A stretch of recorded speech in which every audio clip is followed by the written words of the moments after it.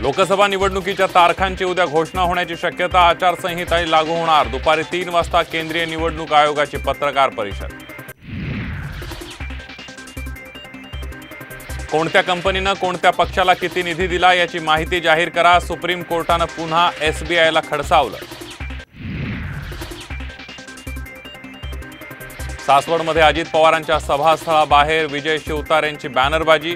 बॅनरवर शिवतारेंचा खासदाराचा उल्लेख तर दौंडचा दौरा अर्धवट सोडून शिवतारे दीपक केसरकरांच्या भेटीसाठी पुण्याकडे रवाना।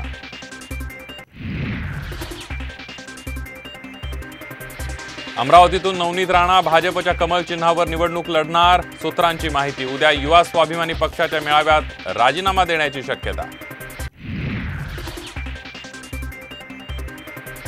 जयंत पाटील हे फडणवीसांसह अनेकांच्या संपर्कात। छगन भुजबळांचा दावा, तर येत्या सोमवारी मोठे राजकीय भूकंप होणार। शिरसाट यांचं सूचक विधान।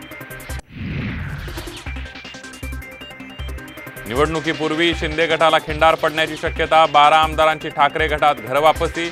वकील असीम सरोदेंचा मोठा दावा, तर सरोदेंच्या पोपटपंचीला काही अर्थ नाही। संजय शिरसाट यांची टीका। रावेर लोकसभा निवडणूक खडसे विरुद्ध खडसे होणार नाही, एकनाथ खडसेंनी केलं स्पष्ट। कन्या रोहिणी खडसे विधानसभा लढण्यास इच्छुक असल्याची दिली माहिती। राहुल गांधींची भारत जोडो न्याय यात्रा भिवंडीमध्ये काँग्रेस कार्यकर्त्यांकडून जोरदार स्वागत, तर यंत्रणांवर दबाव टाकत भाजपने वसुली केल्याची ही टीका।